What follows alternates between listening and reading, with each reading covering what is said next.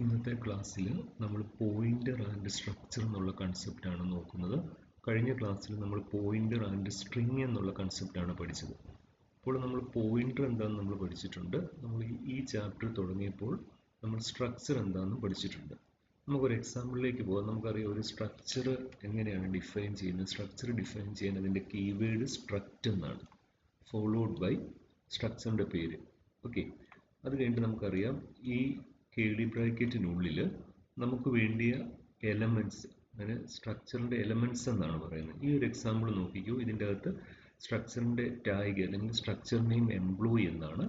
അതിൻ്റെ അകത്ത് വേണ്ടിയ എലമെൻറ്റ്സ് അത് നമുക്കറിയാം. അത് എലമെൻറ്റ്സ് എഴുതുന്ന ആദ്യം data type int, employee code represent ചെയ്യാൻ വേണ്ടിയിട്ട് ഇൻറ്റ് ഈ കോഡ് എന്ന് എഴുതി.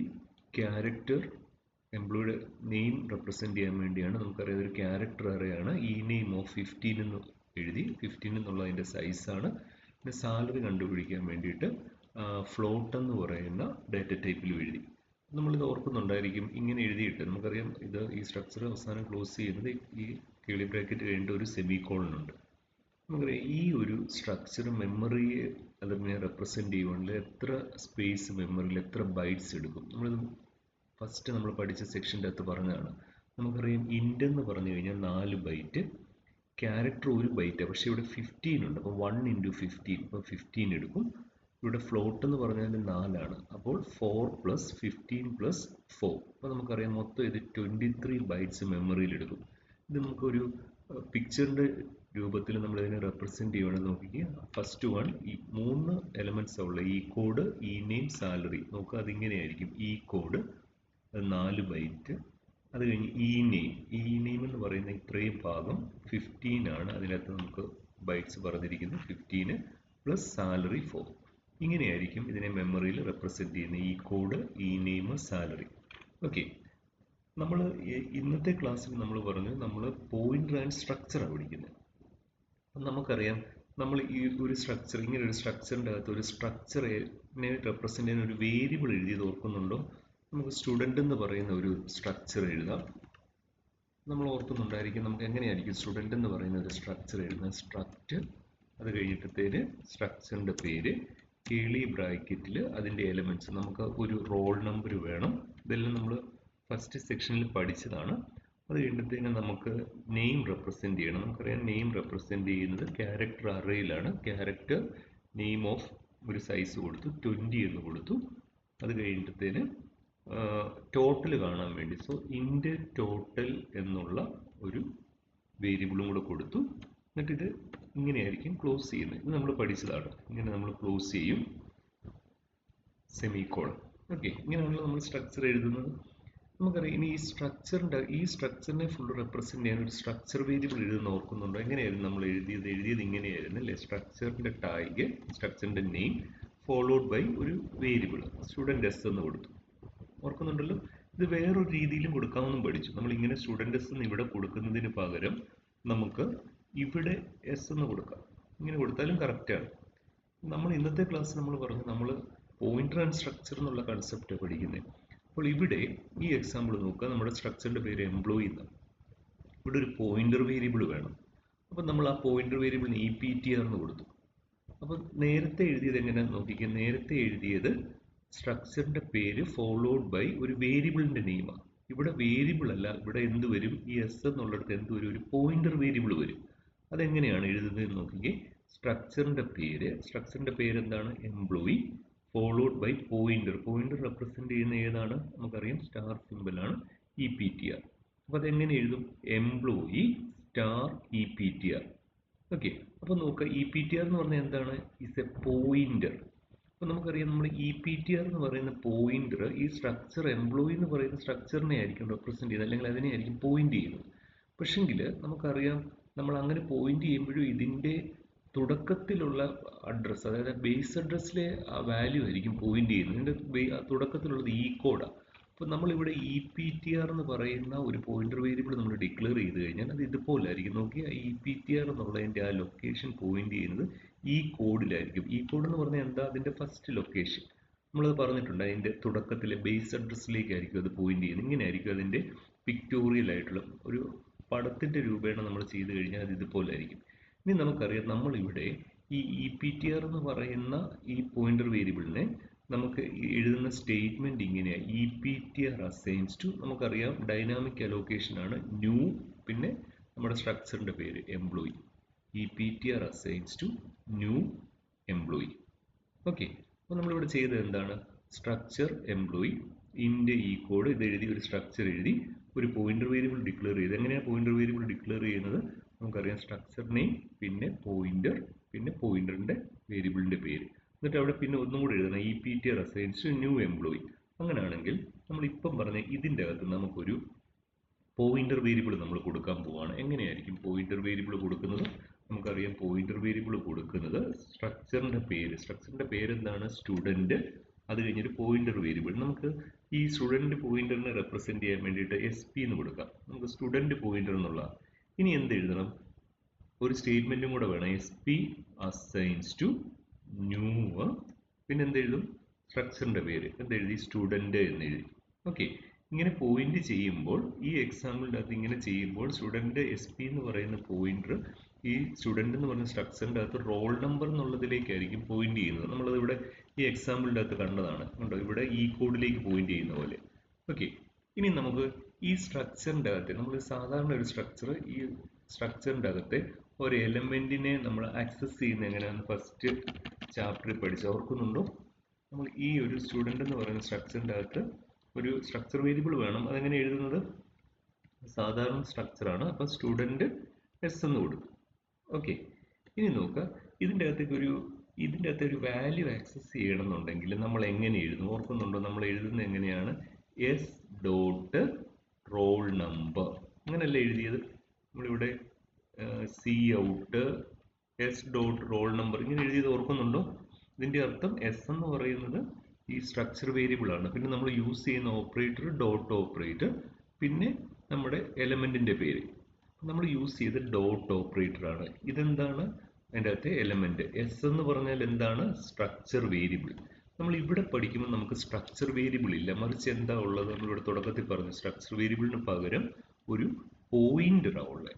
അപ്പം നമുക്ക് ഈ പോയിന്റർ ഇതുപോലെ റെപ്രസെന്റ് ചെയ്യാൻ വേണ്ടി നമ്മൾ ഡോട്ട് അല്ല യൂസ് ചെയ്യുന്നത്, പുതിയൊരു ഓപ്പറേറ്റർ ഉണ്ട്. ആ ഓപ്പറേറ്ററിന് പറയുന്ന പേര് ആരോ ഓപ്പറേറ്റർ. എങ്ങനെയാണ് ആരോ ഓപ്പറേറ്റർ എഴുതുന്നതെന്ന് ആദ്യം കാണിക്കാം. ആരോ ഓപ്പറേറ്റർ റെപ്രസെന്റ് ചെയ്യുന്നത് നോക്കുക, ഒരു ഹൈഫൻ ഇട്ടിട്ട് ഗ്രേറ്റർ ദാൻ സിമ്പിൾ. നമ്മുടെ കീബോർഡിൽ ഹൈഫൻ ഇട്ടിട്ട് ഒരു ഗ്രേറ്റർ ദാൻ സിമ്പിൾ ഇട്ട് നമ്മളിപ്പം ഇതിനെ ആരോ ഓപ്പറേറ്റർ എന്നാണ് പറയുന്നത്. ആരോ ഓപ്പറേറ്റർ. ഓക്കെ, ആരോ ഓപ്പറേറ്റർ എന്നാണ് പറയുന്നത്. അപ്പോൾ നമ്മൾ ഇങ്ങനെ പോയിന്റർ യൂസ് ചെയ്യുമ്പോൾ നമ്മൾ ഈ ഡോട്ട് നമ്മൾ സാധാരണ രീതിയിൽ ഒരു സ്ട്രക്ചർ വേരിയബിൾ ഉള്ളപ്പോൾ അതിന്റെ സിന്റാക്സ് എങ്ങനെയാണെന്ന് പറഞ്ഞ് നോക്കിക്കേ. Structure variable dot element name. ഈ എക്സാമ്പിൾ നോക്കിക്കോ, സ്ട്രക്ചർ വേരിയബിൾ ആണല്ലോ, ഡോട്ട് എലമെന്റ് നെയിം. പക്ഷെങ്കിൽ ഇവിടെ നോക്കുക, ഇവിടെ നമ്മൾ പോയിന്റർ യൂസ് ചെയ്യുന്നത്. ഇവിടെ എഴുതിയേക്കുന്നത് കണ്ടോ, we do not have a structure variable. നമ്മൾ ഈ ഒരു കേസിൻ്റെ സ്ട്രക്ചർ വേരിയബിൾ അല്ല ഉള്ളത്, മറിച്ച് എന്താ ഉള്ളത്? ഒരു പോയിന്ററാണ് ഉള്ളത്. അപ്പോൾ ഇവിടെ പറഞ്ഞിരിക്കുന്നത് കണ്ടോ, നമ്മുടെ ഈ കേസിൽ we have to use the pointer. നമ്മൾ ഈ കേസിൻ്റെ അകത്ത് EPTR എന്ന് പറഞ്ഞ പോയിന്റർ. അപ്പോൾ ഇങ്ങനെ പോയിന്റർ സ്ട്രക്ചറിൻ്റെ അകത്ത് യൂസ് ചെയ്യുമ്പോൾ അതിൻ്റെ അകത്ത് ഒരു എലമെന്റിനെ ആക്സസ് ചെയ്യാൻ ഡോട്ട് ഓപ്പറേറ്ററിന് പകരം യൂസ് ചെയ്യുന്നത് എങ്ങനെയാണ്? ഏത് ഓപ്പറേറ്ററാണ്? ആരോ ഓപ്പറേറ്റർ. അതിന്റെ സിന്റാക്സ് എങ്ങനെയാണെന്ന് നോക്കിക്കേ. സ്ട്രക്ചർ പോയിന്റർ കണ്ടോ, ഇവിടെ സ്ട്രക്ചർ വേരിയബിൾ ആയിരുന്നു. നമ്മുടെ ഈ കേസിൽ വേരിയബിൾ ഇല്ല, മറിച്ച് എന്താ ഉള്ള? പോയിന്റർ. സോ സ്ട്രക്ചർ പോയിന്റർ ഡോട്ടിന് പകരം ഏതാണ്? ആരോ ഓപ്പറേറ്റർ, പിന്നെ പഴയ പോലെ തന്നെ എലമെന്റ് നെയിം. സോ ഇതിന്റെ സിന്റാക്സ് എന്താണ്? What is the syntax for accessing an element using pointer?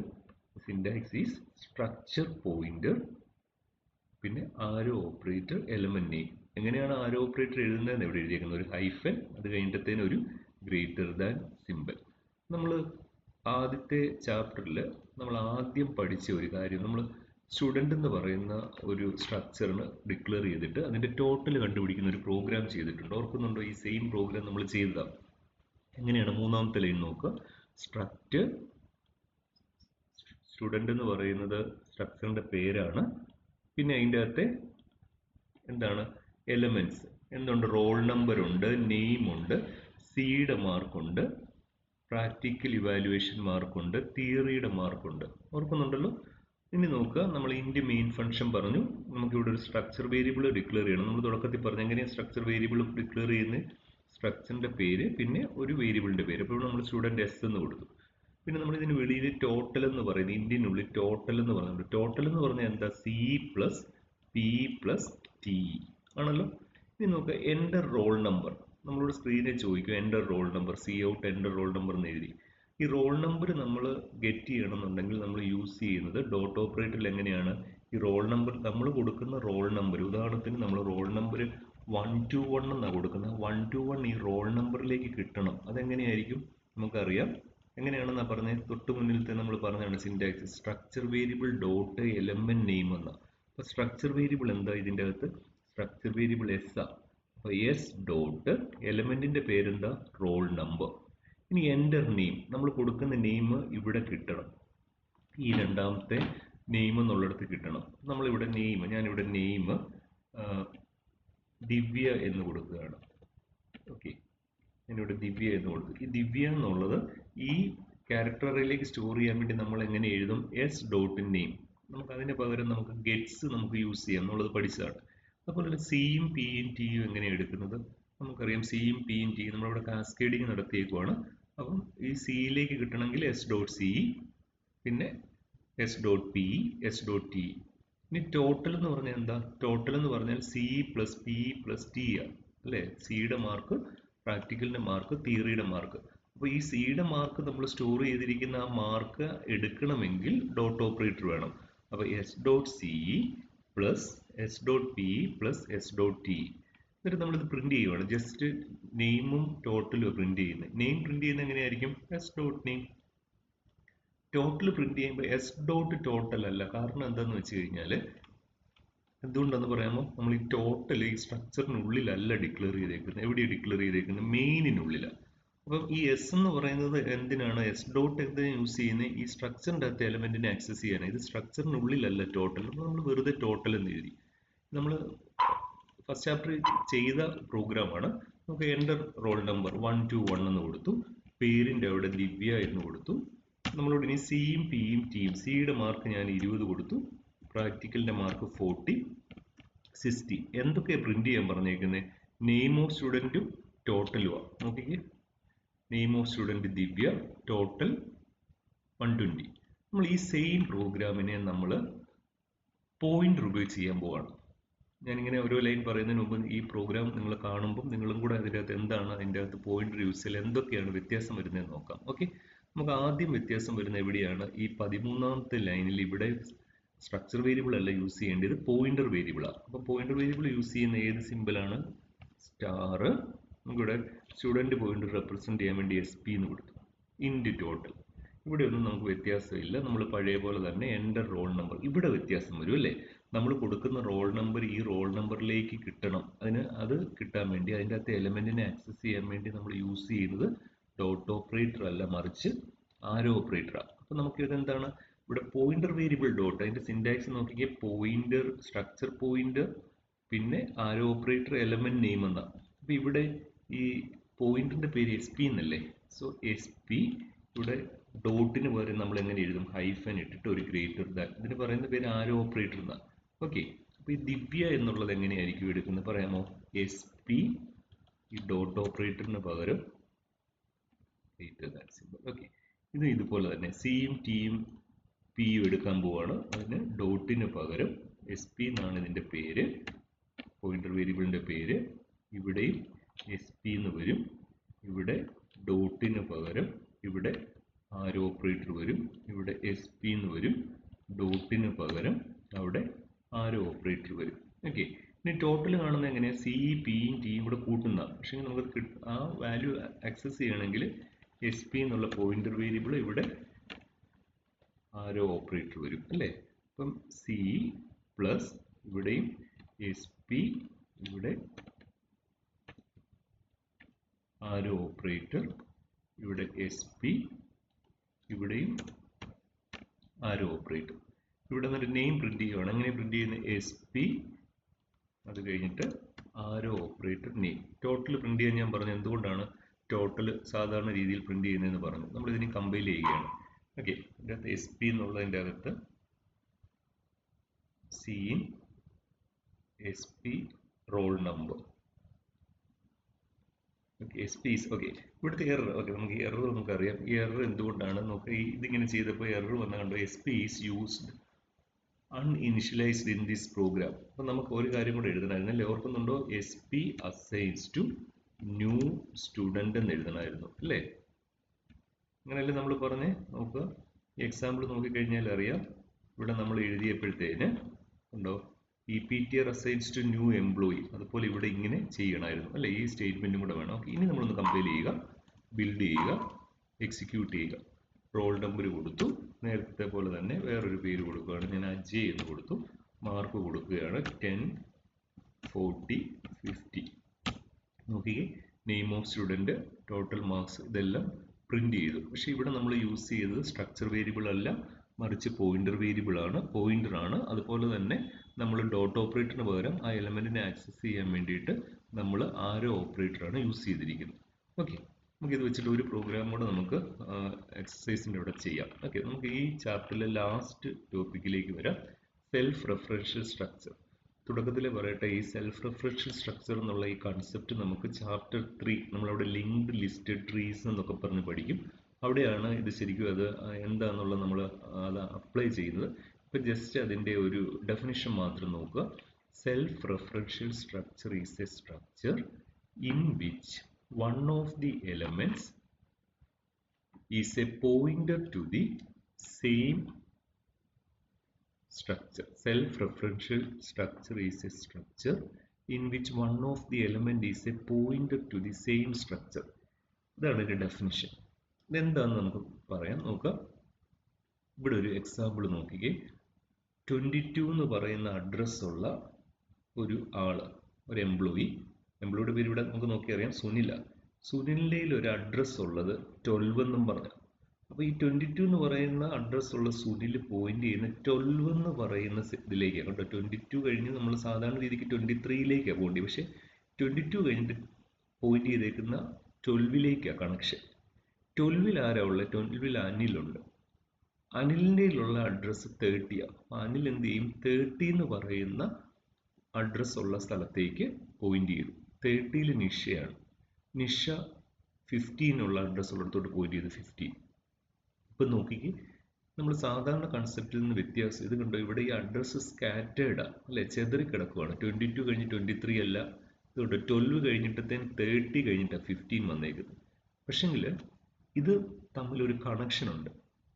ഒരാളുടെ അഡ്രസ്സ് ഉള്ളതുകൊണ്ട് ആ അഡ്രസ്സ് വന്നിട്ട് അടുത്ത ആളിലേക്ക് ഒരു ലിങ്ക് ഉണ്ടെന്ന് പറയും. ഒരു കണക്ഷൻ ഉണ്ട്. ഇവിടെ നിന്ന് ഇങ്ങനെ ഒരു കണക്ഷൻ ഉണ്ട്, ഇവിടെ നിന്ന് ഇങ്ങനെ ഒരു കണക്ഷൻ ഉണ്ട്. അപ്പം നോക്കുക, a location of this type contains data and the address of another location of the same type. ഇതിൻ്റെ അകത്ത് ഡേറ്റ, ഇതിൻ്റെ അകത്ത് a location of this type, ഇതിൻ്റെ അകത്ത് location contains data and address. അടുത്ത ആളുടെ അഡ്രസ്സും ആ ആൾക്ക് വേണ്ടിയ ഡേറ്റയും കാണും. This location can again contain data and address of yet another location. ഈ അടുത്ത ആൾക്ക് വേറൊരെണ്ണത്തിൻ്റെ ഡേറ്റയും അഡ്രസ്സും കാണും. ഓക്കെ, ഈ എക്സാമ്പിൾ നോക്കുക. സുനിൽ പോയിന്റ് ചെയ്യുന്നത് ടേബിൾ 12ലേക്കാണ്. ആ ടേബിൾ 12ൽ അനിൽ പോയിന്റ് ചെയ്യുന്നത് 30 എന്ന് പറയുന്ന അഡ്രസ്സ് ഉള്ളതാണ്. നെക്സ്റ്റ് എംപ്ലോയി നിഷയാണ്. അങ്ങനെ പോകും.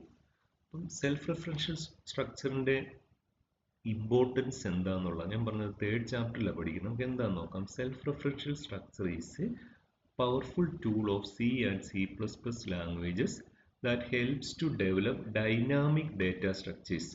ഡൈനാമിക് എന്ന് പറഞ്ഞാൽ എന്താണെന്ന് നമുക്കറിയാം. അത് നമ്മൾ നേരത്തെ ക്ലാസ് തുടങ്ങിയപ്പം പറഞ്ഞു, ലിങ്ക് ലിസ്റ്റഡ് ട്രീസ് എന്ന് പറഞ്ഞു. നമ്മൾ 3rd ചാപ്റ്ററിലാണ് നോക്കുന്നത്. അപ്പോൾ ഡൈനാമിക് ഡാറ്റ സ്ട്രക്ചർ എന്ന് പറഞ്ഞു കഴിഞ്ഞാൽ അറിയാം. ഡൈനാമിക് എന്ന് പറഞ്ഞാൽ തന്നെ അതിൻ്റെ അർത്ഥം എന്താ? ഡൈനാമിക് എന്ന് പറഞ്ഞു കഴിഞ്ഞാൽ റൺ ടൈമിൽ നിന്നാണ് അല്ലെ, മെമ്മറി അലോക്കേഷൻ റൺ ചെയ്യുന്ന സമയത്തായിരിക്കും.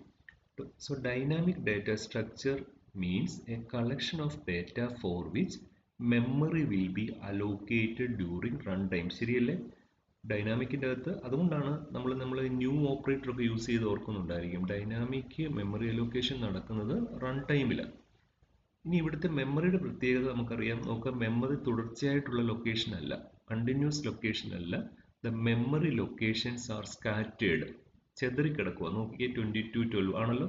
പക്ഷെ അത് തമ്മിലൊരു കണക്ഷൻ ഉണ്ട്. അതിനെ നമ്മൾ ലിങ്ക് എന്നാണ് പറയുന്നത്. നോക്കിയാൽ but there will be a link from one location to another. ഒരു ലൊക്കേഷനിൽ നിന്ന് വേറൊരു ലൊക്കേഷനിലേക്ക് ഒരു ലിങ്ക്, ഒരു കണക്ഷൻ കാണും. കണ്ടോ, ഇവിടുന്ന് 12ലേക്ക് ഒരു കണക്ഷൻ ഉണ്ട്. ആ കണക്ഷൻ്റെ അകത്ത് എന്ത് കാണും? അതിൻ്റെ അകത്ത് അടുത്ത അഡ്രസ്സും ഡേറ്റയും കാണും. ഓക്കെ, അപ്പോൾ ഇത് നമ്മൾ ചാപ്റ്റർ 3ൽ നമ്മൾ നോക്കും. അപ്പോൾ സെൽഫ് റെഫറൻഷ്യൽ സ്ട്രക്ചറിൻ്റെ ഡെഫിനിഷൻ ഒന്നും കൂടെ പറയാം. It is A structure in which one of the elements is a pointer to the same structure. ഇതിൻ്റെ അകത്തെ ഒരു എലമെന്റ് വേറെ ഒരു, ഈ സ്ട്രക്ചറിൽ തന്നെ വേറൊരു എലമെന്റിലേക്ക് പോയിന്റ് ചെയ്യുകയാണ്. ഇതിങ്ങനെ കണ്ടിന്യൂ ചെയ്തുകൊണ്ടിരിക്കും. ഇതിനെയാണ് സെൽഫ് റെഫറൻഷ്യൽ സ്ട്രക്ചർ എന്ന് പറയുന്നത്. അപ്പോൾ ഇന്നത്തെ ക്ലാസ് ഇവിടെ കൊണ്ട് നമുക്ക് നിർത്താം. നമ്മുടെ ചാപ്റ്റർ ഇവിടെ നമ്മൾ കഴിഞ്ഞു. നമുക്കിത് വെച്ചിട്ട് കുറേ വർക്കുകൾ നമുക്ക് ചെയ്യാനുണ്ട്. അത് കഴിഞ്ഞിട്ടത്തേന് അടുത്ത ദിവസങ്ങളിൽ നമുക്ക് അടുത്ത ചാപ്റ്റർ 2 നമുക്ക് പഠിക്കാം. Okay, thank you for watching.